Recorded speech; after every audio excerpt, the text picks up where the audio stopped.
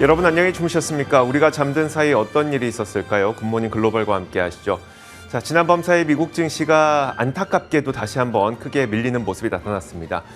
나스닥 지수가 특히 이제 성장주 중심으로 하락세가 나타나면서 나스닥 지수는 보시는 것처럼 2% 넘는 하락으로 마감을 했고요. 나머지 다우 지수와 S&P 500 지수 역시 하락으로 마감을 하게 됐습니다. 자, 이날 시장의 하락을 이끌었던 가장 주된 요인은 바로 FOMC 의사록 공개였습니다.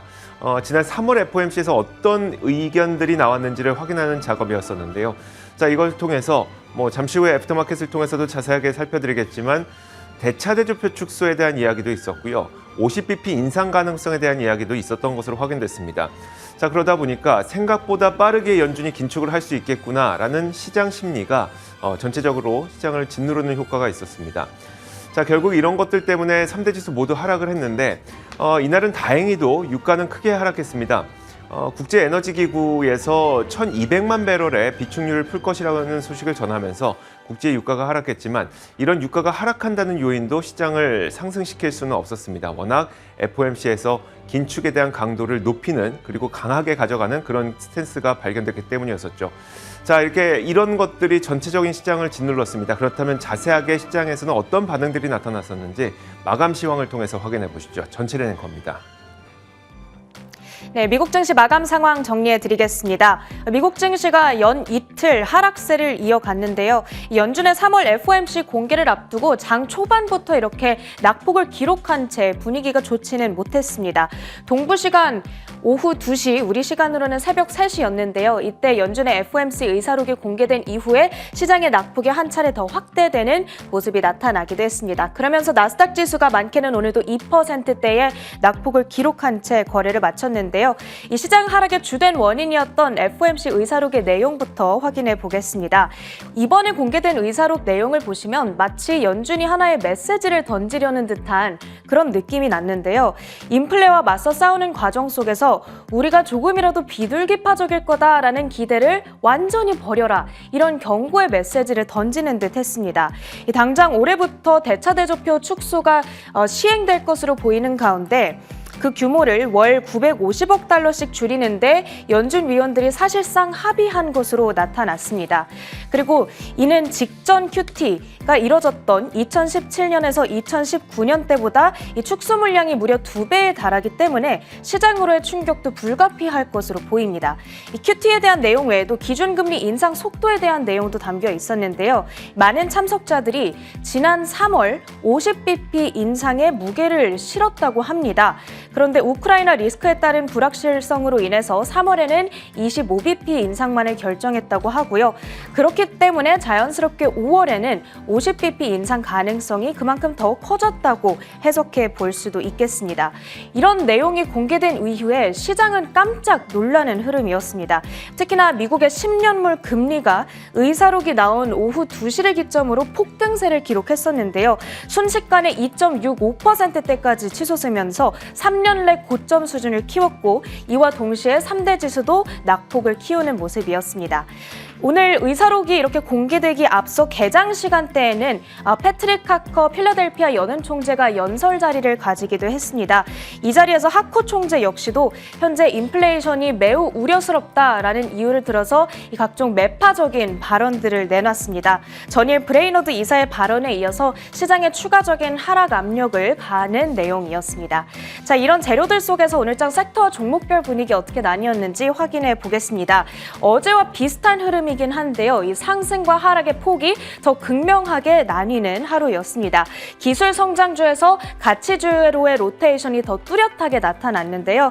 테슬라와 아마존, 메타, 그리고 알파벳, 마이크로소프트까지 3%대 내외의 급락세를 기록하면서 나스닥 지수를 끌어내렸고요. 그리고 반도체주들 중에서는 엔비디아와 퀄컴이 특히나 5% 내외로 급락세를 기록했습니다. 인텔의 경우에는 이 러시아의 사업 운영 재개를 유예시킨다라고 발표를 했는데요. 그러면서 1%대의 하락세를 오늘도 이어가는 하루였습니다. 한편 단기금리의 급격한 상승이 모기지 시장에도 영향을 미치고 있습니다. 30년물 고정 모기지 금리가 4년 내 최고치로 솟아올랐는데 이 부분들이 주택건설업체들에는 부담으로 작용할 수밖에 없겠죠. 여기에 작게 위치해 있는 종목들인데요. 있는데요. 레나와 DR 호텐 등과 같은 종목들이 4%대 급락세를 나타냈습니다. 자, 그 대신에 현재 안정적인 이익을 거둬들이고 있는 종목들로 시장의 매기가 쏠리게 된 건데요. 대표적으로 헬스케어와 경기 방어주, 필수 소비재, 그리고 유틸리티가 여기에 포함이 되겠습니다. 보시다시피 헬스케어 섹터 내에서 많은 종목들, 특히나 제약사들, 그리고 보험사들이 오늘 강하게 초록불을 켜주는 하루였습니다. 그 중에서도 일라이릴리가 특히나 4%대의 강세를 시현해줬는데요. 오늘 모건 스탠리에서 탑픽주로 선정하는 이슈가 있었습니다. 업계 내 가장 돋보이는 신제품 사이클이 기대된다라는 의견을 받아가고 있다는 점 참고를 해주시면 되겠고요. 바로 옆에 필수 소비재 섹터로 넘어와서는 월마트, 펩시콜라 등과 같은 종목들이 2%에서 1%대의 강세권 흐름을 나타냈습니다. 확연한 리스크 오프 움직임이 돋보이는 오늘장이라고 볼 수가 있겠습니다. 자, 그런가 하면 이제 다가오는 어닝 시즌에 대한 준비도 차츰차츰 해봐야 되는 시점이 됐는데요.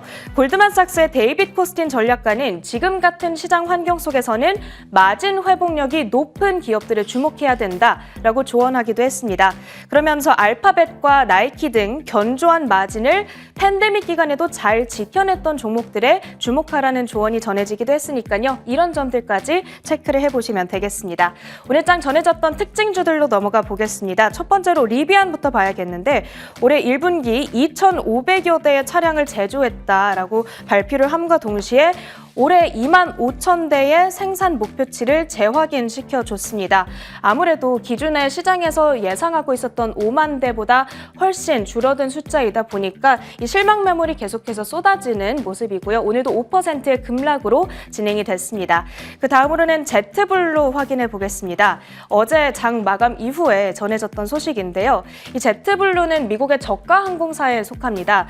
그런데 또 다른 저가 항공사인 스피리트 항공을 36억 달러에 인수하겠다라고 제안한 것으로 현재 나타나고 있습니다. 앞서 프론티어 그룹 역시도 합병을 제안한 바가 있어서 과연 어떤 그룹이 합병을 하게 될지 그 여부에 주목을 하고 있습니다. 제트블루의 주가는 8.7% 급락 마무리를 짓는 하루이고요.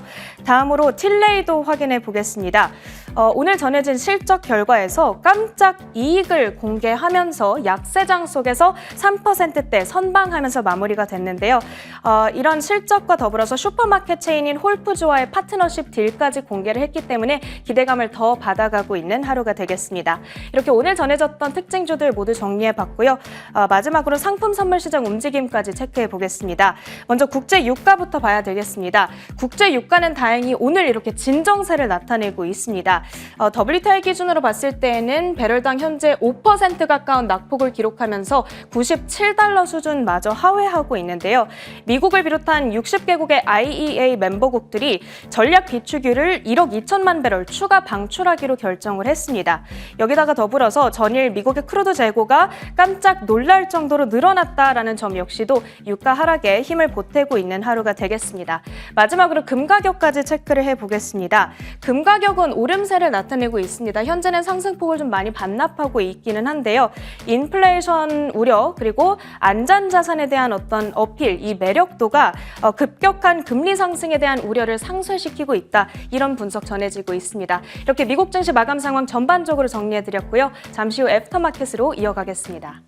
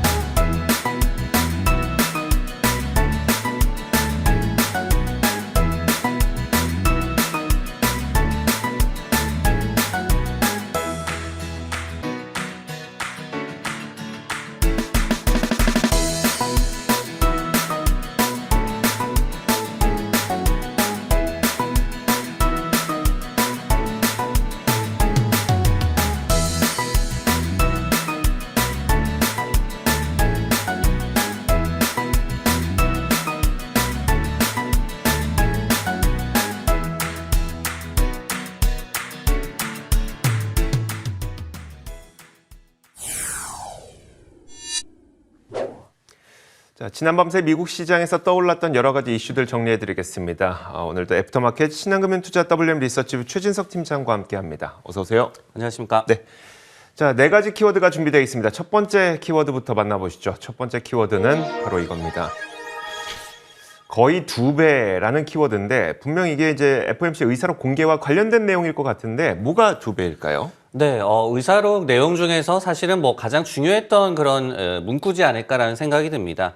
이르면 이제 5월에 시작될 것으로 거의 이제 확실시되고 있는 양적 긴축 QT라고 얘기를 하죠. 연준이 보유하고 있는 자산 규모를 줄이는 것이고 대차대조표 축소라고도 표현을 많이 합니다. 이것의 이 속도에 좀 윤곽이 드러났는데요. 지난 사이클에 거의 2배가 될 것이다라는 점을 연준 위원들이 시사를 했습니다. 의사록에 따르면요, 연준 위원들이 매달 국채 600억 달러, MBS 350억 달러씩의 자산 규모 축소가 적절하다는데 대체로 동의했다. Generally agreed라는 표현이 나왔습니다. 블룸버그에 따르면요, 지난 2017년에서 2019년에 대차대조표 축소했을 당시에 가장 많았던 게 월 한 500억 달러 규모였다고 합니다. 그러다 보니까 거의 2배의 속도로 이번에 양적 긴축이 이뤄질 것임을 연준 위원들이 시사한 셈인데요. 농후한 이 이른바 빅스텝의 가능성도 이번에 내비쳤습니다. 이번 회의에서도 그러니까 3월에 금리를 올렸을 때도 위원의 다수가 맨이라는 표현이 나왔는데요. 50bp의 인상을 선호를 했다. 다만 러시아의 우크라이나 침공이라는 좀 불확실성을 감안을 해서 25bp의 금리 인상을 결정했다라는 문구가 나왔거든요. 그러면서 추후 미팅에서 50bp 이상의 인상이 한 번 이상 가능할 것이다라는 문구도 이번 의사록에서 나왔습니다. 결국은 지난 긴축 사이클 대비해서 거의 2배 속도에 맞먹는 긴축을 이번에 할 거다. 그리고 50bp 인상 가능성도 상당 부분 높아졌다. 이런 것들이 시장에서 뭐 예상을 아예 못했던 건 아니지만 생각보다 센데? 라는 생각을 하면서 시장에서도 크게 놀랐던 것 같습니다. 결국은 이제 공격적인 긴축 노선을 확인시켜준 게 이번 의사록이라고 볼 수 있을 것 같은데요. 네. 이에 따른 시장 반응은 어땠을까요? 일단은 2시에 의사록이 발표가 됐죠. 그 직후에 증시가 저점을 찍었습니다. 장중 저점을. 그리고 국채금리는 고점이었습니다. 물론 이후에 다소 좀 진정을 하면서 저점에서는 좀 탈출하는 모습이 나왔지만은 이를 뭐 소화시킨다라고는 볼 수는 있겠지만은 분명하게 의사록 내용에 대해서는 시장에서 부정적인 반응이 나왔다라고 보여지고요. 결국은 이제 타사의 좀 이 분석들을 인용을 하자면 LPL 파이낸셜에서는 이렇게 얘기를 했습니다. 비둘기파 기조를 기대한 것에 대한 경고다. 그러니까 비둘기파 기조를 기대하는 것은 틀렸다라는 점을 이번에 연준이 분명히 했다라고 분석을 했고요. BMO 캐피털 같은 경우에는 빠른 긴축이 장기간 지속될 것이 걱정이 된다, 우려가 된다라고 이번 FOMC 의사록 발표 직후에 반응을 내놨습니다. 이와 관련해서는 제로헤지, 이 투자정보 웹사이트죠. 여기에서 BMO가 뭐라고 얘기하는 거냐, 거기에 대한 자체적인 해석을 달았는데요. 결국은 빠른 긴축이 이루어질 것이고 이것이 경기 침체를 야기할 것이다. 그렇기 때문에 연준이 오히려 중립금리를 달성하기 전에 금리를 오히려 인하할 것임을 의미한다라고 또 해석을 하기도 했습니다.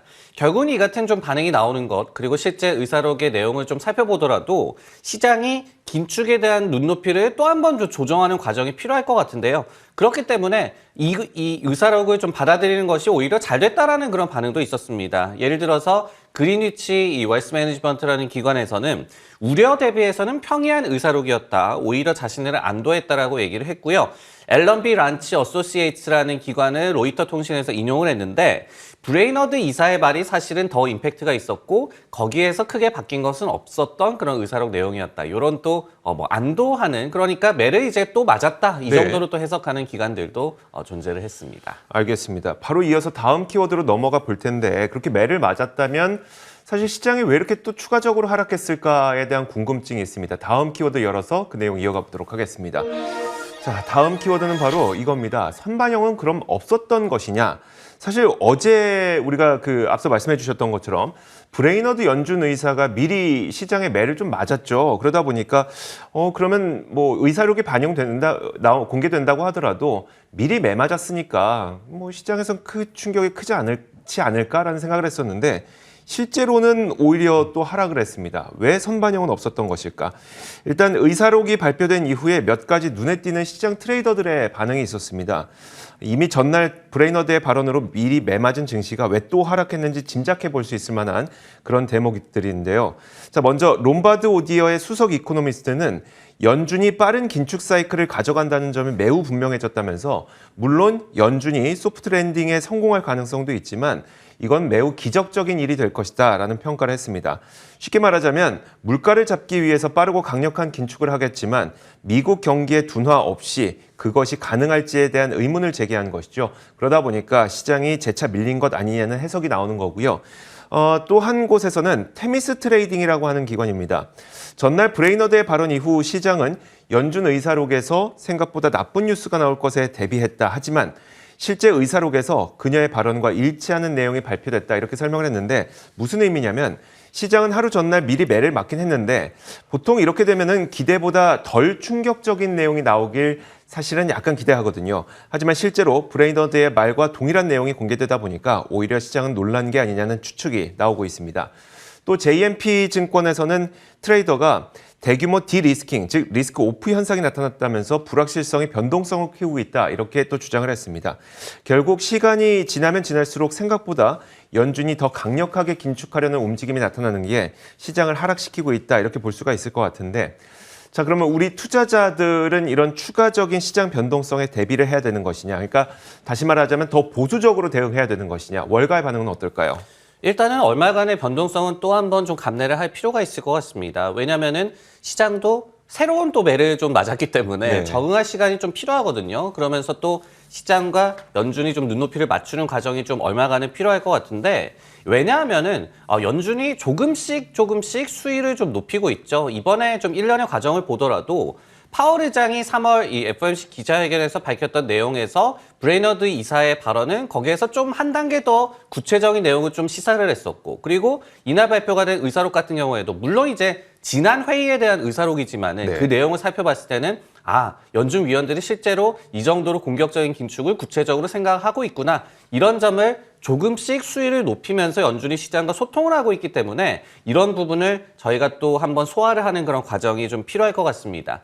결국 이제 앞으로 시장에 대한 충격이 어느 정도 될 것이냐의 그 관건은 연준의 의도대로 강력한 긴축으로 일단 인플레이션을 빨리 잡고 그 이후에 어떤 정책도 그렇고 그리고 경기도 그렇고 연착륙이 실제로 이뤄질지 여부에 좀 달려 있을 것 같습니다. 이와 관련해서 LPL 파이낸셜이라는 기관에서도 연준이 지금 믿고 있는 구석은 여전히 견고한 고용의 상황이다라고 얘기를 하고 있거든요. 그러면서 시장이 두려워하는 것은 연준의 정책 실기다라고 얘기를 했습니다. 앞서서 말씀드린 그런 연준의 긍정적인 시나리오와 반대가 되는 그러니까 공격적으로 긴축을 했는데 인플레이션을 안 잡히고 오히려 경기 침체가 오는 이런 상황이 벌어진다면 당연히 이제 증시 입장에서도 굉장히 좋지 않을 것으로 예상이 되고 있습니다. 그러니까 명확하게 따져보자면 이제 지금 시장도 걱정하고 있는 게 물론 이제 긴축을 강력하게 하면서 다소 시장의 돈 자체가 좀 줄어드는 것도 걱정하겠지만 그것보다도 긴축 때문에 경기가 둔화되거나 아니면 긴축 때문에 경기가 침체되는 것을 걱정하는데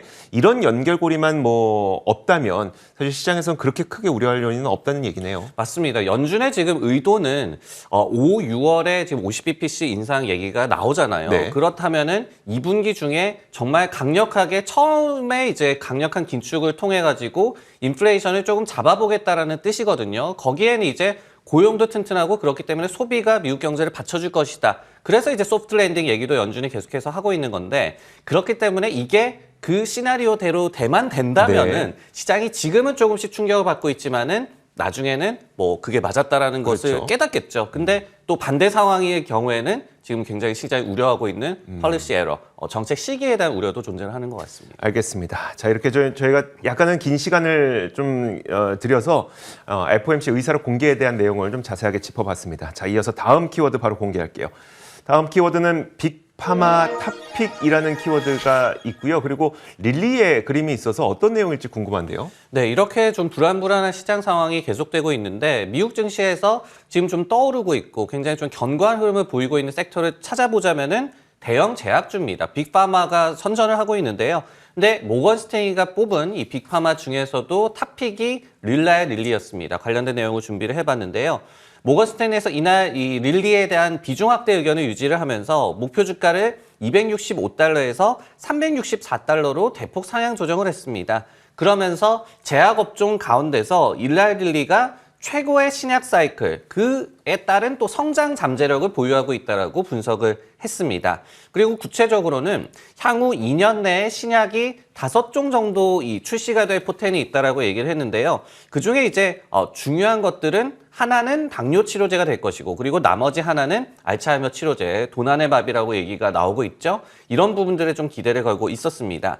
그리고 이제 특히 이 두 신약이 출시가 된다라고 한다면은 오는 2030년에는 이 두 신약의 매출만 하더라도 50억 달러 이상이 될 것이다라고 모건 스탠리에서는 분석을 했거든요. 참고로 일라이 릴리의 지난해 총 매출이 283억 달러였기 때문에 약 한 5분의 1, 6분의 1 정도의 매출이 새롭게 이 신약을 통해서 나올 수 있을 것이다라는 얘기로 받아들이시면 될 것 같습니다. 그 경우에는 모건 스탠리에서는 이 기업의 멀티플 추가 확장도 가능할 것이다라고 분석하고 있습니다. 알겠습니다. 자, 요즘에 이제 그 대형 제약주들이 좀 선전하고 있는데 사실 쉽게 생각해 보면 경기가 둔화될 때 뭐가 좋을까를 생각해 보면 경기가 둔화된다고 우리 약을 안 사 먹진 않으니까. 맞아요. 아플 때 약은 먹어야 되니까. 그래서 선전하나 싶기도 하면서도 왜 요즘에 대형 제약주가 이렇게 선전하고 있지? 그 이유가 좀 궁금하거든요. 그리고 세부 섹터 안에서도 좀 다른 제약주에 대한 어떤 평가 좋은 그런 제약주들이 있을까요?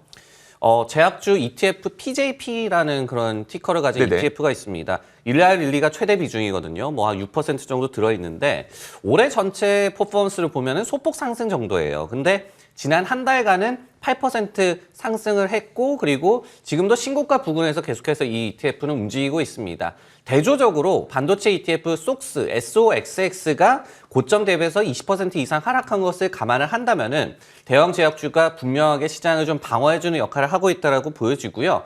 그 가장 큰 이유는 저렴하다, 밸류에이션이 싸다라는 점을 들을 수가 있을 것 같습니다. 헬스케어 섹터 전체로 보더라도 포드 PR이 지금 16.5배 정도, 시장 전체가 19.5배 정도니까 굉장히 좀 저밸류 매력이 좀 부각이 되고 있는 것 같고요. 두 번째는 원재료 부담이 적다. 그리고 세 번째는 또 그렇기 때문에 마진에 대한 방어가 쉽다. 그렇기 때문에 이런 또 인플레 상황, 또 불안한 상황 속에서도 좀 각광을 받고 있는 것 같습니다.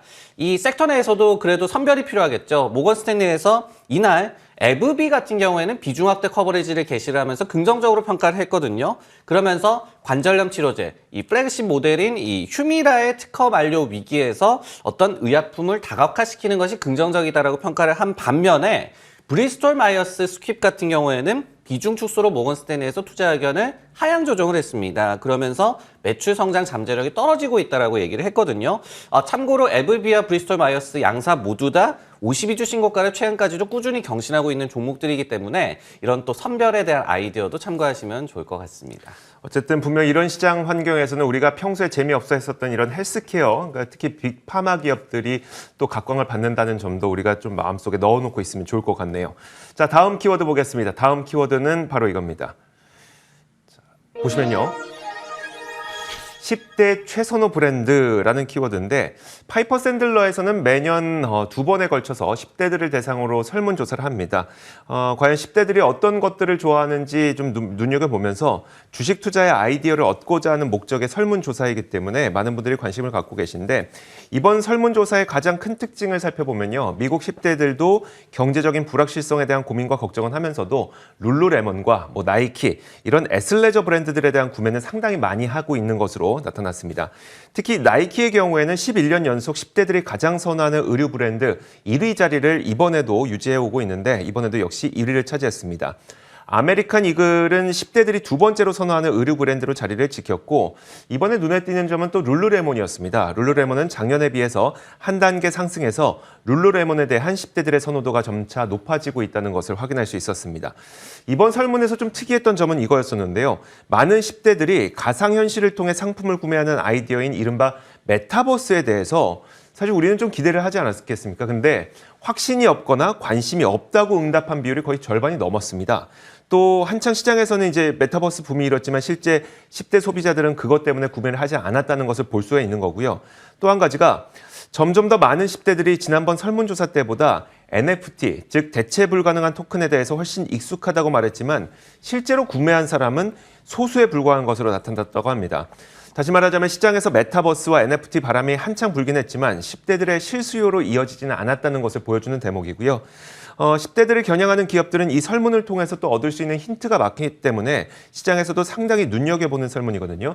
저는 이 중에서 최근에 10대들의 관심이 높아지고 있는, 선호도가 높아지고 있는 룰루레몬이 좀 궁금해지더라고요. 룰루레몬에 대해서 월가의 평가는 어떨까요? 뭐 룰루레몬 굉장히 비싼데 이게 뭐 미국에서는 그러면은 등골 브레이커인지는 또 궁금한데 네네. 사실 이제 룰루레몬도 어려움을 많이 겪었죠. 왜냐면은 코로나19 여파, 오미크론 변이의 영향도 있었고 그리고 고퍼주로의 좀 인식이 또 있기 때문에 굉장히 좀 좋지 않은, 그리고 YTD 기준으로 상승률을 보더라도 여전히 좀 마이너스에서 놀고 있는 그런 기업인데요.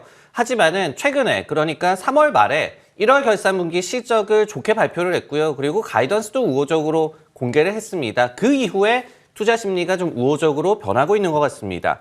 예를 들어서 이제 모건 스탠리 같은 경우에도 과거의 어떤 물류 비용 증가라든지 오미크론 영향에 따른 가이던스 하향 분위기에서 이번에 반전에 성공했다라고 평가를 했고요. 그리고 이제 웰스파고도 낙관론 진영에서 반길 만한 뉴스가 마침내 나왔다라고 얘기를 했습니다. 그리고 이제 BTIG는 목표 주가를 491달러, 굉장히 좀 높은 수준까지 상향 조정을 했는데 역시 매크로 상황과 오미크론 악재 속에서도 선전을 했다. 그리고 이번에 또 자사주 매입도 발표를 했죠. 이런 주주 환원 정책까지도 긍정적으로 평가를 했습니다. 여기에 더해서 이제 뱅크 오브 아메리카는 2분기 탑픽으로 AMD와 타겟과 함께 룰루레몬을 이제 꼽았는데요. 단순 팬데믹 수혜주라는 인식, 그러니까 팬데믹에 피해도 받았지만은 이 기업이 애슬레저 브랜드로서의 어떤 수요가 늘어나는 또 효과도 거뒀었거든요. 이런 인식을 깨는 고성장을 좀 시사를 하는 가이던스였다라는 긍정적인 평가를 제시하기도 했습니다. 한동안 좀 힘들었던 룰루레몬에 대해서 월가의 평가와 그리고 룰루레몬의 자체적인 평가도 좀 좋아지고 있는 분위기다, 이렇게 보시면 될 것 같습니다. 자, 이렇게 지난밤 사이 있었던 여러 가지 일들 정리해드렸습니다. 애프터마켓이었고요. 신한금융투자 WM 리서치부 최진석 팀장과 함께했습니다. 고맙습니다.